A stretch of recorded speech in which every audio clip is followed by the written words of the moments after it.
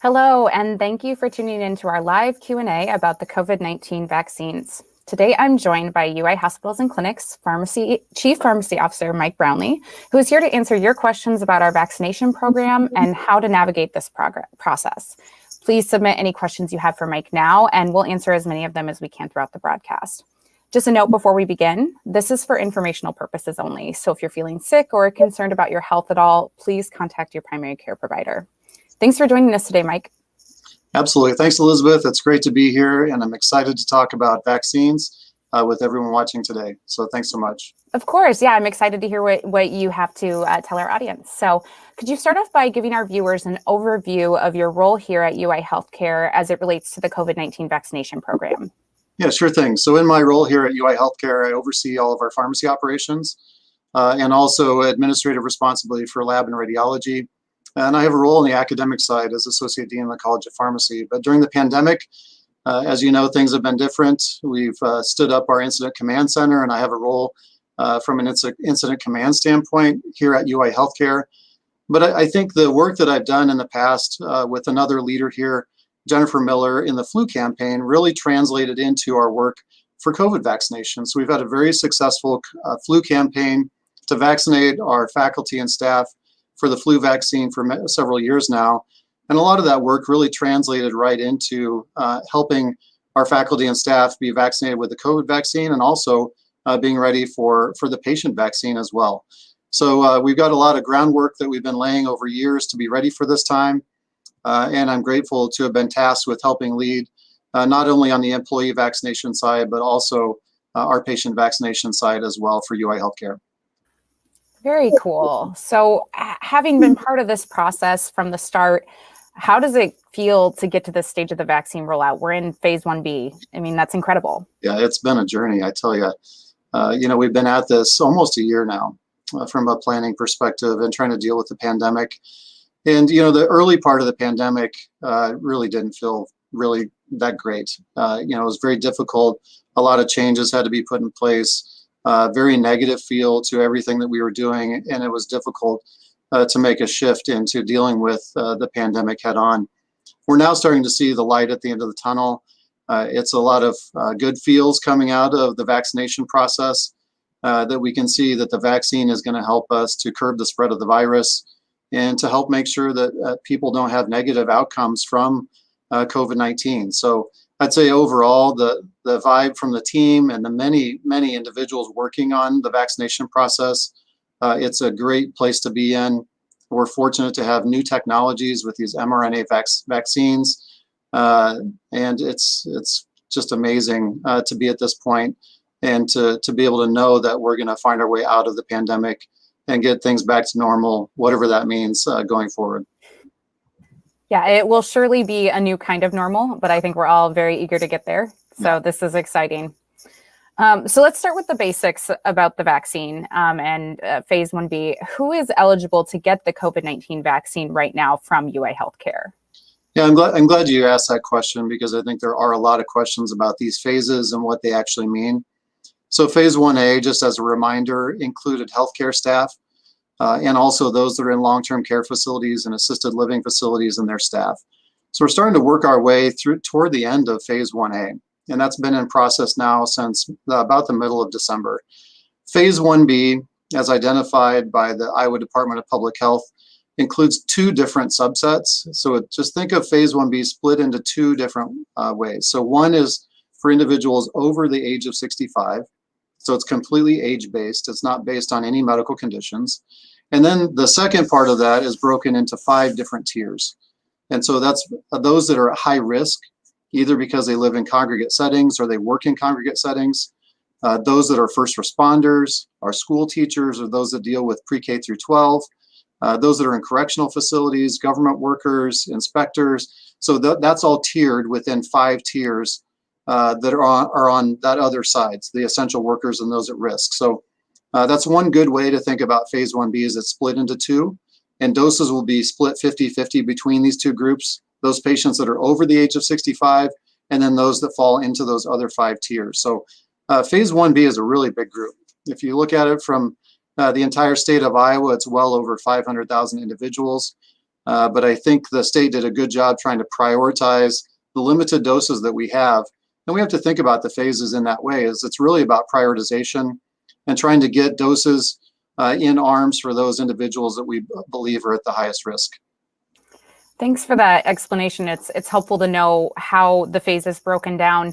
I think one thing that, in addition to that, that is a little confusing to people is the scarcity of vaccine doses, as you were mentioning, or the how we don't have just an unlimited amount of those doses, and the timeline for when we might get those. So would you mind touching on the fact that we do have limited doses, and that there, if we know a timeline for phase 1B at all, if you could touch on that as well? Yeah, I'll do my best. It's not an easy answer because there are so many that fall into phase 1B. Some of this depends on the production of the vaccines. I think we're earlier in this process than we ever thought we would be. I don't think in the pandemic we really thought we would have the technologies that we have in the 2 vaccines that are currently available. It's pretty amazing that we're even here having this kind of discussion, and that we've already given almost 350,000 vaccines in Iowa. That's pretty amazing from that perspective, just to color kind of where we are. But as production continues to ramp up, we'll have more vaccine available. But this is not weeks, this is months that we're going to continue to work through phase 1B, because there's so many individuals that have been identified in phase 1B. So I think that's just to give some perspective. Of course, it will move faster if more vaccine is available. But at this point, just to level set with everyone, we're not going to knock out 500,000 to 700,000 people in the next couple of weeks. It's going to take time, and we appreciate everyone's patience with this process. Yeah, so that's a great explanation, and thank you for providing that. I know another question that I've heard a lot, and we've been getting it on social media here for the hospital is what about kids? So we know that we're doing some clinical trials are going on right now for children, but could you help us understand what age of children are being tested right now, and what that future might look like? Yeah, absolutely. And I do think it's a great question. I have my own kids that I'm concerned about too. We talk about going back to school, not just now, but in the fall. And I know that there are a lot of concerns about that. So I appreciate this question, and I think lots of people want to hear the answers. So the Pfizer vaccine was approved from age 16 and up. So just to keep that in mind, Moderna was age 18 and up. So, it does go from 16 to 18 for the Pfizer vaccine. So it does cover some teenagers, but not the full spectrum of ages for other children. There are trials underway right now for ages 12 to 16 or 12 through 15 for Pfizer, and 12 through 17 for Moderna. Now, I believe the Pfizer trial is fully enrolled for those that are 12 to 15, and Moderna is still working through enrolling those children within the age of 12 to 17. As you can imagine, it's not the easiest thing to do to enroll kids in a trial like this for a vaccine. And it's a little more complicated than in adults because they have to look at different doses. But I guess the encouraging thing is that I'll mention is those trials are underway. They are trying to study what this would look like in children. And I think that's important for us as we look forward to getting everyone back to school full time and what that might look like. Something to remember when we think about these trials in kids, it's going to take a long time. So, we're not, even with the Pfizer trial that's fully enrolled, we might not expect results for the next several months. And when we start thinking about vaccination for all kids, we're going to be well into 2022. So just for that perspective, I know timing is likely one of the big questions today. When is all of this going to be done and resolved? Once again, we need to be patient with that too, but it's encouraging that they are studying the vaccines in children, and we have that to look forward to in the near future. Great, thank you for that. And it's a good reminder to be patient. It's kind of hard when we all want things to go back to normal, but that's a great reminder for all of us. So for those who are eligible, either in phase 1B or other phases, how is it determined who gets the vaccine first? And, how's that order decided? That's a great question. And I can speak to our process here at UI Healthcare. I can't speak to everyone else's process throughout the state or community pharmacies that might have access to the vaccine. And in working with Johnson County Public Health, we work in lockstep with them. to identify not only the phases, but what our role is in the phase. We are primarily focused on vaccinating patients over the age of 65. So just want to make sure that everyone's aware that's our primary role at this point in vaccinating in phase 1B. So what we've done within those that are phase 1B that we have the opportunity to care for is we're actually using a random process.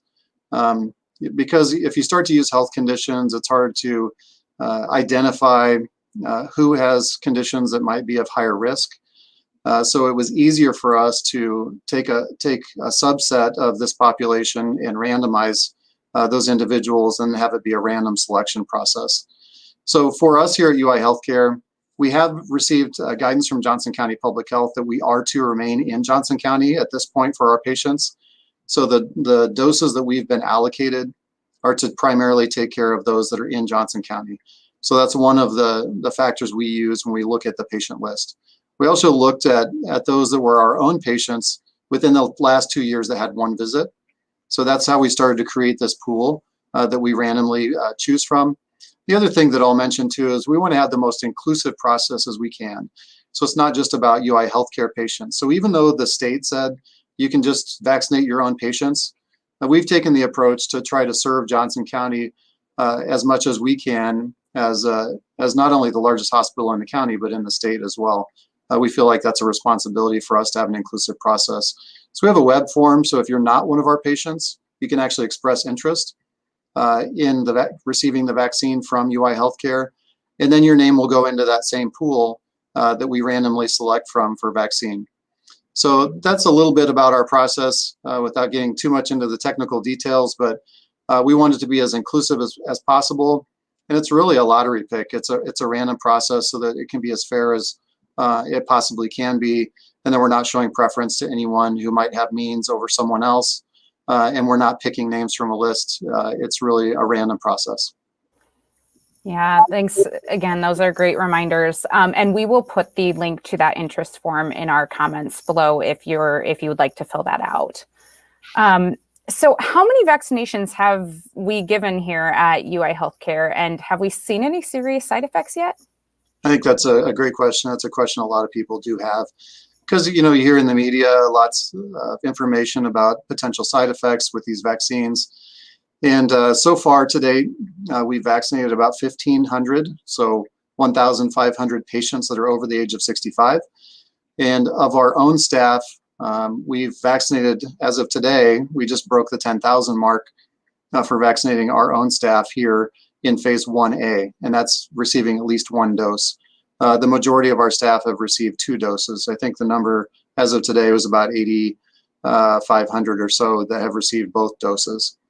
So, it's a pretty decent number for us to identify what kind of reactions we're seeing or serious side effects or adverse effects to the vaccine. So we've seen a handful. This is a vaccine. It's new. Actually, with all vaccines, we see adverse reactions, so that's not uncommon.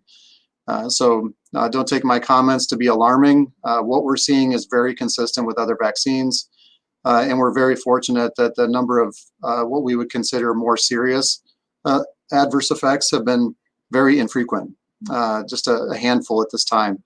There are side effects, and you have to be aware of that, that means the vaccine's working. So we want to continue to encourage everyone that just because you're having a headache, maybe some muscle aches, a little bit of a fever, kind of common arm pain, common side effects to vaccine, note that means the vaccine's working in your body. And, if you do have anything that's more serious, there is a mandatory 15-minute waiting period. So when you receive your vaccine, we hold everyone here for 15 minutes. We hold them for 30 minutes if they have any history of anaphylaxis. Because one of the hallmarks of our program that I want to emphasize is that it's about safety too. It's not just about getting shots in arms. We acknowledge there can be side effects. There can be some serious side effects. That's not uncommon. But we take the safety side of our program very seriously as well. Yeah, that makes me feel safer. When it's my turn to go get mine, that'll make me feel a little bit better just knowing that I'm being monitored. And so that's great for our audience to know that that's the approach we're taking as always. And I do want to note those numbers are incredible, but let's acknowledge that we've only been giving these since December 14th Yeah. or December 15th. I mean, it's incredible. Yeah. Yeah. The other thing I would mention too is that, nationally in the United States, I think the number is a little over 40 million doses have been administered. Just in the state of Iowa, as I'd mentioned, 350,000 doses. So this has been given on a broad scale. Sure, you might hear in the media a few cases here and there, but overall the vaccine is safe. Sure, there are some side effects. There might be some serious adverse effects, but we've given these vaccines to literally tens of millions of people now. And I think we're starting to see the benefit of that with COVID cases decreasing. And it's very encouraging that a vaccine like this could come to market under emergency use authorization and be this safe and this effective. It's really remarkable. Yeah, absolutely. I was hoping that you could possibly give a quick overview to our audience as well about what an mRNA vaccine actually is. I know there's concerns out there still from people that they're going to get the virus if they get the vaccine. So maybe just discussing that a little bit would be really helpful. Yeah, I'm happy to do that. And I think that's a good question because this is a new type of vaccine that's really never been created before. And with Operation Warp Speed and all of the intensity around this, I think it really allowed for a vaccine like this to come to market and be created because there's so much energy behind it and funding and support. So basically, just a quick overview of what this vaccine looks like. There's a little piece of code that's that mRNA. So imagine that that's kind of a little ticket and it's wrapped up in a fat globule. So what happens when that's injected into your arm is that little fat globule gets into your cell and releases that little ticket. And what that ticket does is your body sees it and says, oh, I'm going to make a spike protein, the little thing. Have you seen the ball, the COVID vaccine? And what it does is it has your body make that spike protein so then you can create antibodies to it. And that little ticket, that mRNA, goes away. So it doesn't incorporate into your genetic code. And it's really there just to be a messenger. That's why it's called a messenger RNA, to tell your body to create that little spike so then your body can respond to it and create antibodies so that when your body sees the actual SARS-CoV-2 virus, it already has antibodies and can respond to it. So there's not much else in the vaccine. There are some other components to the vaccine. I know people have questions sometimes about what's really in it. Really what it is this little ticket, this little messenger RNA wrapped up in a little fat globule so it gets inside the cell. But it's just a message to tell you and tell your body how to make that spike protein so then antibodies can be created, and that's what creates that immunity. And that's why this is so exciting for the future of healthcare, because this technology can be used in other ways too, not just within vaccines. So it's great to see that we're not only just solving the problem with COVID-19, but I think we're creating a pathway for other future opportunities from a science perspective that will help us potentially with cancer or with other things like that. So it's a really exciting time within science and healthcare. Yeah, there's a little bit of a silver lining from the past year. So before we move on to some of the questions we're getting from Facebook, I just wanted to ask one more question about side effects. Do we know if there's any difference in side effects between between vaccine manufacturers, so between the Pfizer and the Moderna vaccines? Yeah, that's a question we commonly get as well. When you look at the data from the studies, there might have been some slight differences. I can tell you, and now having vaccinated thousands of individuals here at UI Healthcare and our patients, we're not seeing any significant differences between the two. Everyone responds differently. We've had some of our patients and our staff that didn't have any response to the vaccine, like not significant side effects with both types of vaccine. We've had some staff and patients have a more significant response. So I think it's really individual. And the great thing about these vaccines is they're very similar in their effectiveness and in their side effect profile. And at this point, there is nothing that's statistically significant between the type of side effects that you get. The other thing too is because of the scarcity of the vaccine, we encourage you when it's available to get the vaccine. And we're not choosing, at least with our patients and our staff, who gets which vaccine. And we're not allowing there to be choice either. We're providing the vaccine that's available at that time, and we're having very good luck, at least at this point, with side effects, and we see that they're very similar. Great. Thanks for helping us better understand that. Sure thing. So if you're just joining us, I'm here with UI Hospitals and Clinics Chief Pharmacy Officer Mike Brownlee discussing the COVID-19 vaccination program here at our hospital. Now let's take a look at some of these questions that are coming in from Facebook. So Diane asks, are people under 65 with pre-existing conditions like cancer and insulin-dependent people able to get the vaccine at the University of Iowa? That's a good question. I think that speaks to the phases too that have been created from the Iowa Department of Public Health. So at this point, phase 1B is only focused on those over the age of 65 when you look at it from a patient perspective. If you go to the IDPH website, they have the phase 1C criteria, and that does include those under the age of 65 with pre-existing conditions. So that is the next phase to come after phase 1B. And at this point, the phases are not prioritizing those under the age of 65 with pre-existing conditions. I know that's probably not the answer that everyone wants to hear, but because there are so many individuals, they had to prioritize, and that's what IDPH identified as the current process from a risk standpoint. Those are the highest risk would be based on age only, but those with pre-existing conditions have been prioritized in phase 1C. Yeah, so in the meantime, would you recommend people that meet those criteria that Diane asked about just continue to take precautions until it's their turn to get the vaccine? 100%. I think that's a great point. I would encourage everyone to continue to do that, even if you've had the vaccine. You know, the vaccines that are available are 95% effective, and it still means that you can get COVID. They're not 100% effective until more of the population is fully vaccinated and we have what's called herd immunity. We need to continue to follow all of our safety measures. They are very successful at stopping the spread of the virus, wearing a mask, distancing, washing your hands. We're going to talk about that probably a lot today, I'm sure, but want to continue to encourage everyone to follow safety measures while you're waiting your turn, and more doses are available.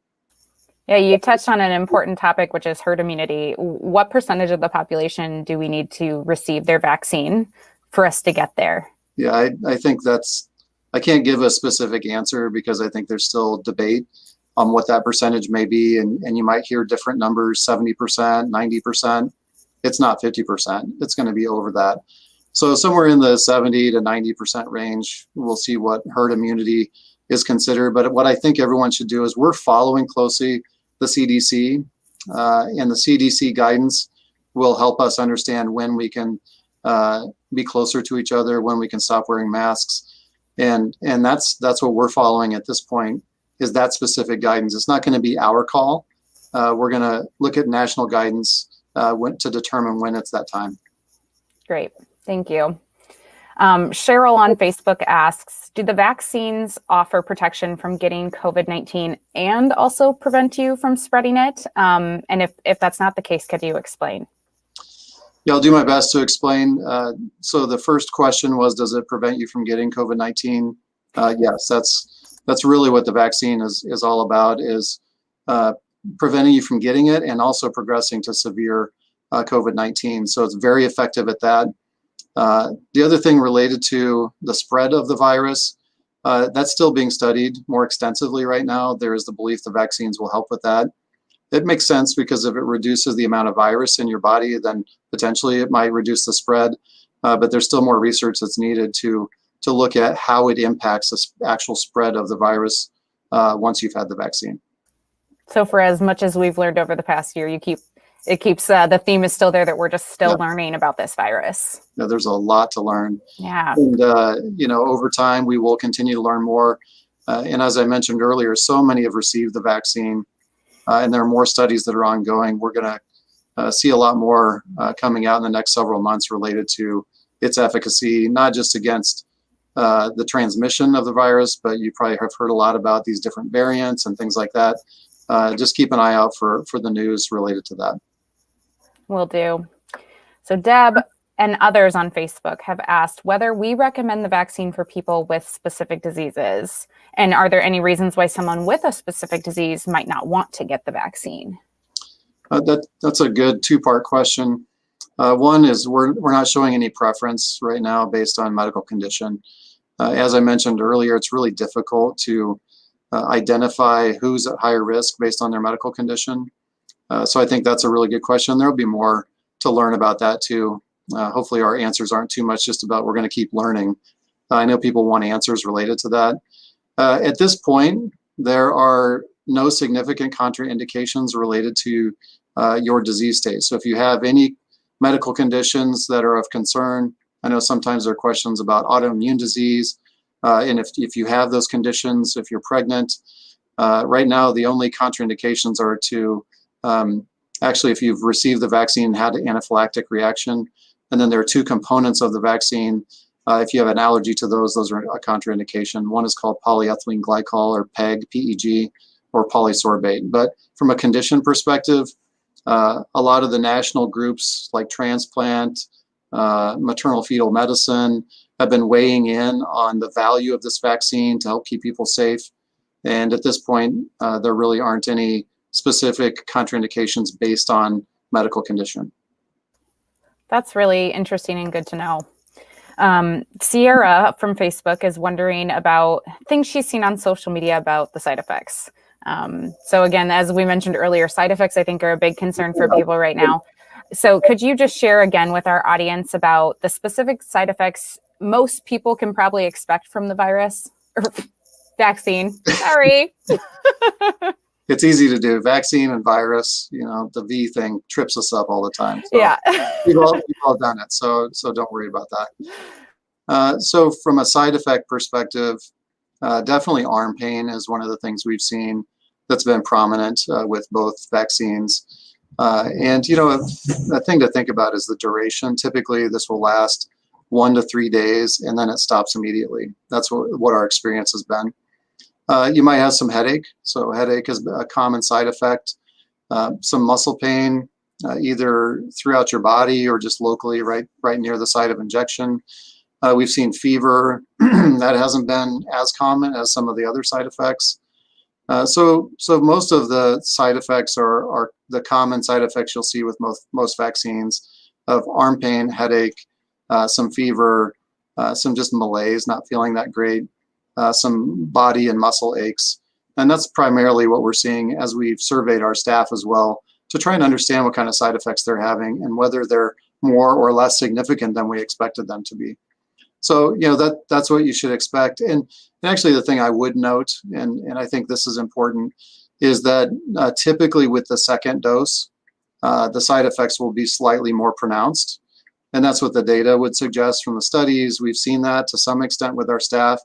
But on the flip side of that, we have had some of our patients or our staff that have had both doses that did not have a more significant reaction to that second dose. So as I mentioned earlier, it's really specific to who you are as an individual.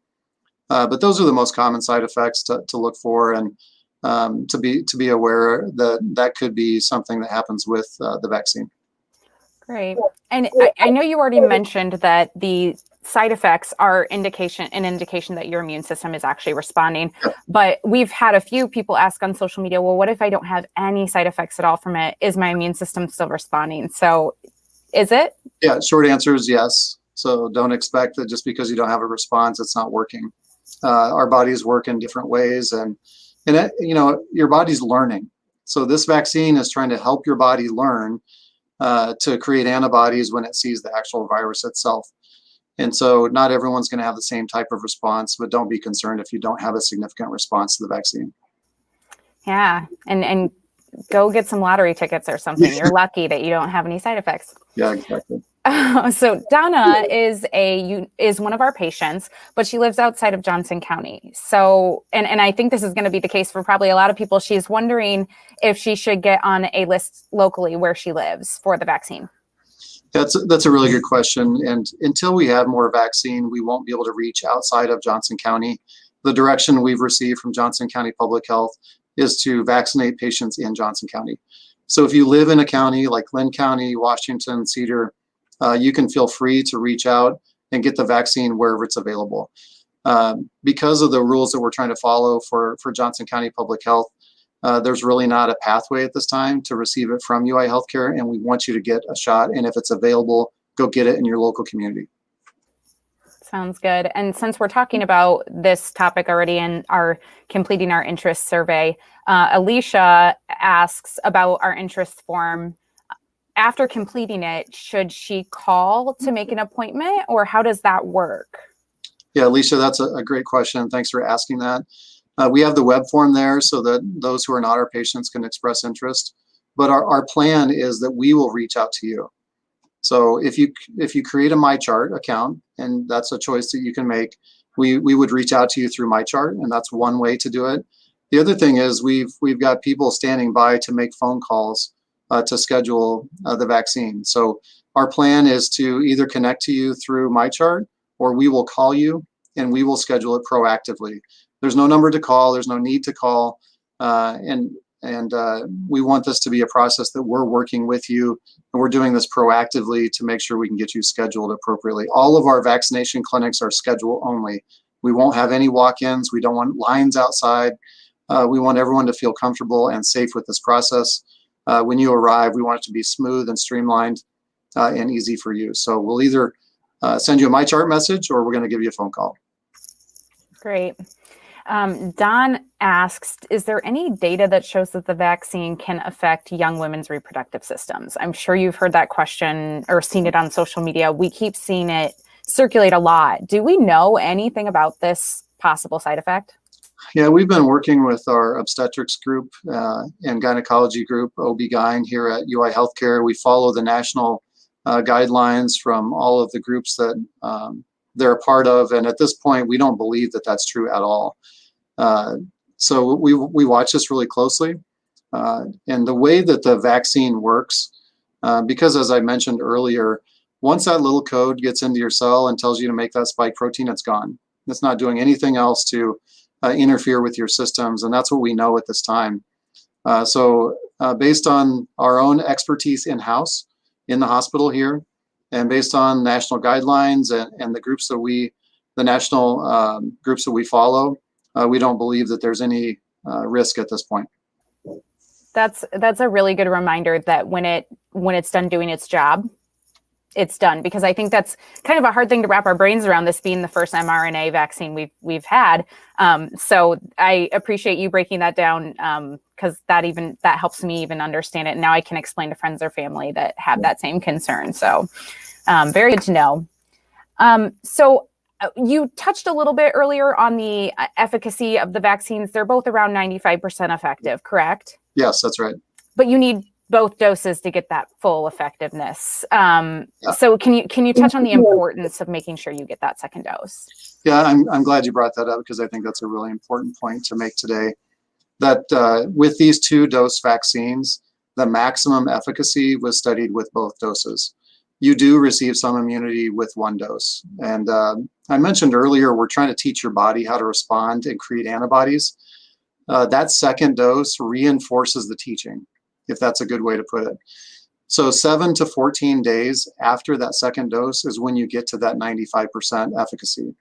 If you don't get the second dose, you don't get to 95% efficacy based on the data from the trials. So we encourage everyone to get that second dose. That's what's really training your body to be able to respond effectively. And we know that getting 2 doses of vaccine is not that easy, but it's really important. And it's one of the most important things to think about when getting the vaccine is getting that extra boost with that second dose. Yeah, and it would be really easy after you get that second dose to just want to rip your mask off and throw it in the wind. But it's important to not do that, because there's still that 5% chance that you could contract the virus, or you just don't want to be spreading potential germs that you have to others. So could you remind our audience what safety precautions they should continue taking even after they've received their vaccine? Yeah, it's important after you receive the vaccine to continue to use all of our safety measures, wearing your mask, washing your hands, staying distant, because as Elizabeth just mentioned, there's still a chance that you can get the virus and potentially get sick. The vaccine is going to help prevent you from getting really sick, for sure.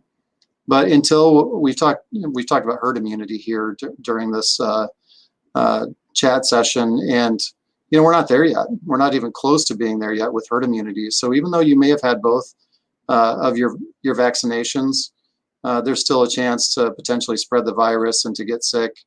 And we're going to have to continue to mask up for quite some time now, several months, until we can show that we've really pushed down the spread of the virus And I'll just use Johnson County as an example. We see the data, and we still have a ways to go. We need to push the virus spread down. We need to continue to follow our safety measures. And if we do that effectively, we'll be out of this even faster. And so I think that's one thing to encourage everyone is the less we follow our safety measures, the longer it's probably going to drag out and provide opportunity for the virus to continue to mutate. And we talk about these variants. So let's just stick with it. It's hard to be that patient while the vaccine is still rolling out, but we can do it. We've shown that we can really knock down the virus in Johnson County and in the state of Iowa. Yeah, I think back to those first few weeks where we were talking about the importance of wearing masks. And I think we all thought it was going to be a very short amount of time we were going to have to do that. And just seeing how resilient Iowans have been throughout this entire year. And I think we've got it in us to just be resilient for a little while longer and keep getting through this. Definitely we do. So we're about at our time for our discussion today, but I just wanted to give you an opportunity to leave our audience with anything that you're hoping they'll take away from our discussion. You know, I've already reinforced multiple times about following safety measures. So I want to just continue to reinforce how important that is. But, you know, to leave the group today that this is hope. And when we talk about vaccinating our community, especially those over the age of 65, over the age of 75, we've had a chance to see what this really means and the impact that this can have on the community. We have people who are 95 years old that haven't left their house in over 10 months. And the joy and the passion and the elation that we're starting to see, we're going to get our energy level back. There's a lot of hope coming with these vaccinations. The process is going to take some time, so we ask for your patience. But the light at the end of the tunnel is getting brighter. And just want to encourage everyone to stick with it. We can do this. And it's really encouraging that these vaccines are so effective and to see the joy that it's already starting to bring some of our community, and we're excited to bring it to all of you. So thanks for the time today and the opportunity to talk about the vaccinations, and look forward to working together with you in this community to help improve the care and health of not just those in Johnson County, but for Iowa and beyond. Well, thank you for coming today virtually and talking to us about this. This is such an important topic. And as you just noted, it's great to be reminded that this is a hopeful step in the right direction. So I appreciate your time and expertise today. Thank you so much. Of course. And thank you for everyone who tuned in. If you began watching after we started the broadcast, please go back to the beginning so you can get all of the great information Mike provided us today. And stay tuned to our social media and our website, uihc.org, for all the latest COVID-19 and vaccine information as we have it. And lastly, please remember, be patient. Get your vaccine when it's your turn. And in the meantime, and even after you get the vaccine, continue those safety measures. Thanks for watching.